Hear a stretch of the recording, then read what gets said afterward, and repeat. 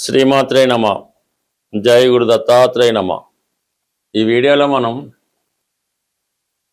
మిథున రాశి వారికి మే 3వ తారీఖు నుంచి 9వ తారీఖు మధ్యలో జరగబోయే వార ఫలాలు పరిశీలించే ప్రయత్నంలో ప్రస్తుతం ఈ మిథున రాశి వారికి గురువు రాశి అందే సంచరించడం జరుగుతుంది. సుమారుగా ఈ నెల 31 వరకు రాశి అందు సంచరించడం జరుగుతుంది. ఏదైనా ఒక శుభగ్రహం రాశిలో ఉన్నప్పుడు జాతకుడు చేసే మంచి ప్రయత్నాలు చాలా వరకు ఫలిస్తూ ఉంటాయి.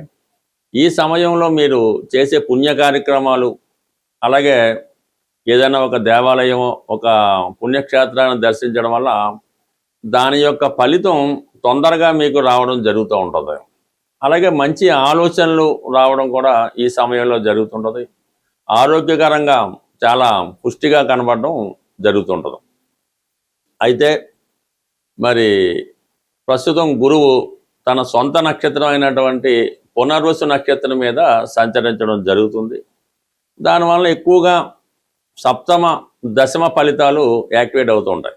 సప్తమ స్థానం ఎటువంటి గ్రహం లేదు కాబట్టి, సప్తమాధిపతి రాశి అందే ఉన్నాడు కాబట్టి చాలా వరకు వివాహ ప్రయత్నాలు ఫలించే అవకాశం ఉంటుంది. కొత్త వారితో పరిచయాలు ఏర్పడడం జరుగుతుంటుంది. అది వ్యాపార పరంగా, ఉద్యోగపరంగా, అలాగే వేరే వివాహపరంగా కూడా జరిగే అవకాశం ఉంటుంది. అలాగే దశమ స్థానంలో ఉన్నటువంటి ఈ కుజ శని గ్రహాల ప్రభావం ఎక్కువగా ఉద్యోగం మీద ప్రభావం చూపుతూ ఉంటుంది. ఎంత కష్టపడినప్పుడు కూడా వృత్తిపరంగా మీరు మీ పై అధికారుల్ని సంతృప్తి పరచలేకపోతుంటారు. అలాగే మీ కింద మీ అండర్లో పనిచేసే స్టాఫ్ కూడా మీకు ఏదో విధంగా ఇబ్బంది పెట్టే ప్రయత్నం జరుగుతూ ఉంటుంది. చాలా వరకు ఏదో విధంగా ఈ ఉద్యోగ సమస్య నుంచి బయటపడాలి, అవసరమైతే ఉద్యోగం మానివేయాలి అన్నంతగా ఇప్పుడున్నటువంటి పరిస్థితులు మీకు ఇబ్బంది పెడుతూ ఉంటాయి. అయితే ఈ ప్రాబ్లం మీకు ఇంచుమించుగా ఈ నెల 11వ తారీఖు వరకు మాత్రమే ఇటువంటి స్ట్రగుల్ కనబడుతూ ఉంటుంది. ఈ 11వ తారీఖు తర్వాత మారుతున్నటువంటి కుజుడు ఏకాదశ స్థానంలోకి రావడం వల్ల ఇప్పుడు ఉన్నటువంటి వృత్తిలో విపరీతమైనటువంటి ఒత్తిడి, టెన్షన్, స్ట్రగుల్ కంప్లీట్గా తగ్గిపోతుంది.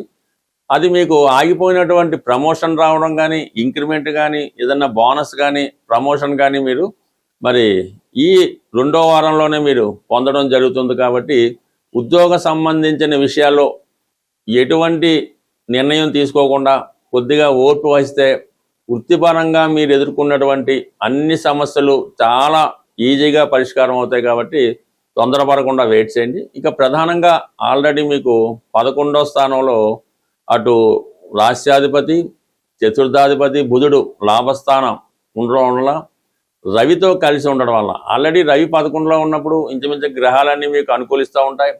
ఇది ప్రభుత్వ ఉద్యోగులకి, ప్రైవేట్ ఉద్యోగులకి అందరికీ కూడా వారి యొక్క యజమాన్యం నుంచి సరైనటువంటి గుర్తింపు రావడం జరుగుతుంది. అతి తొందరలోనే మీకు పదవిలో ఉన్నతి లభించడం జరుగుతూ ఉంటుంది. అంటే మీ శ్రమకు తగిన గుర్తింపు రావడం జరుగుతుంది.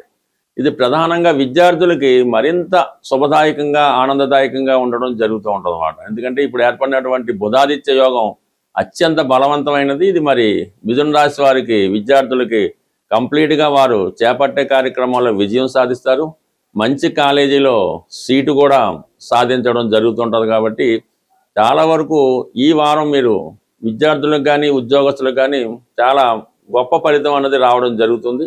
అలాగే 12వ స్థానంలో ఈ శుక్రగ్రహ సంచారం వల్ల మీ యొక్క ఆత్మీయులకి, కావలసిన వారికి విలువైనటువంటి బహుమతులు కొని ఇవ్వడం జరుగుతూ ఉంటుంది. అలాగే ఏదైనా విలాసాల కొరకు, ఎంటర్టైన్మెంట్ కొరకు ఎక్కువ ధనాన్ని ఈ వారంలో సంతోషపూర్వకంగా ఖర్చు పెట్టడం జరుగుతూ ఉంటుంది. మొత్తం మీద ఏంటంటే మిథున రాశి వారికి ఈ వారం అంతా కూడా చాలా శుభ ఫలితాలు, ఏదైనా శుభకార్యంలో పాల్గొనడం జరుగుతుంది. అయితే వృత్తిపరంగా ఎదుర్కొన్నటువంటి సమస్యలు మాత్రం కొద్దిగా ఓర్పు వహిస్తే అన్నీ కూడా మీకు అనుకూలంగా మారే అవకాశం ఉంటుంది.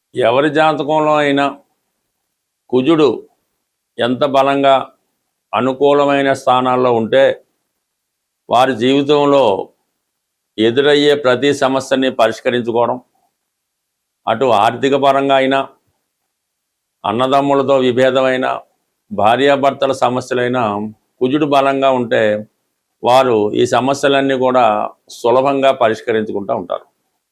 మరి ప్రస్తుతం కుజుడు ఈ మే నెల 11 తారీఖు వరకు కూడా శని భగవానుడితో కలిసి సంచరించడం వల్ల చాలా వరకు ఇటువంటి ఇబ్బందులు ప్రతి ఒక్కరికి ఎదురవుతున్నాయి.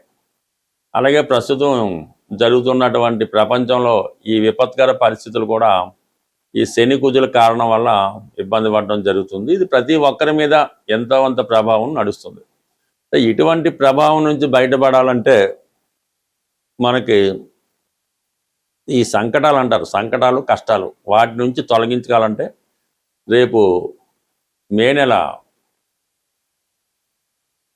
5వ తారీఖున వస్తున్నటువంటి మంగళవారం రోజు సంకటహర చతుర్థి 5వ తారీఖు నాడు రావడం వల్ల మంగళవారంతో కూడి రావడం అన్నది ఇది రుణ సమస్యలతో ఇబ్బంది పడుతున్న వారికి, వివాహం జరగకుండా ఆలస్యం అవుతున్న వాళ్ళకి ఈ మంగళవారం రోజు ఈ సంకటహర చతుర్థి రోజు హోమం అంటే గణపతి హోమం అన్నది చేయించుకోవాల్సి ఉంటుంది. ప్రధానంగా ఉండ్రాళ్ళు, గరిక, ఎండు ఖర్జూరం మొదలగు ద్రవ్యాలతో స్వామిని సంతృప్తి పరచడం వల్ల ఈ సంకటాలు కష్టాలు తొలగి మీ యొక్క పనులు సజావుగా సాగడం జరుగుతుంటుంది. ఏదన్నా మరి పనులు ముందుకెళ్ళాలంటే ఈ ప్రయత్నం తప్పకుండా మీరు చేసి చూడండి. మళ్ళా వచ్చే సంకటాల చతుర్థి నాటికి చాలా సమస్యలకి పరిష్కారం దొరుకుతూ ఉంటుంది. అంటే మనం అనుకున్న సంకల్పం నెరవేరేదాకా అంటే ఒక పెద్ద సంకల్పం పెట్టుకున్నప్పుడు ఈ ప్రతి నెల కూడా ఈ సంకటహర చతుర్థి చేయడం వల్ల దాని ఫలితం మీరు కంప్లీట్గా చూడడం జరుగుతూ ఉంటుంది. ఏదనేది కంటిన్యూ అయితే మీ చేత అవనవడం ఖచ్చితంగా దీనికి బ్రేక్ పడుతుంది. ఎందుకు బ్రేక్ పడుతుంది? మనం అనుకున్న పని పూర్తయితే మనం అక్కడ నుంచి మానేస్తాం కదా, అందువలన కంప్లీట్గా మీకు ఇది సక్సెస్ రావడం జరుగుతుంది. అయితే ఇందులో ఏంటంటే మేము ఆ గుళ్ళో డబ్బులు కట్టేసామండి, మా తరపున మా అమ్మగారు చేస్తారండి, దాన్ని ఇంకో వేరే వాళ్ళని పొరం, ఇవేమి జరగవు. మీరు స్వయంగా దగ్గరుండి చేసుకుంటేనే మీ ఫలితం ఈ ఫలితం రావడం జరుగుతుంది తప్ప అది ఈ విధంగా మీరు డబ్బులు కట్టేసాం వాళ్ళు చేసే మాకు కుదరదు. దానివల్ల ఇంకా కష్టాలు వచ్చే అవకాశం ఉంది.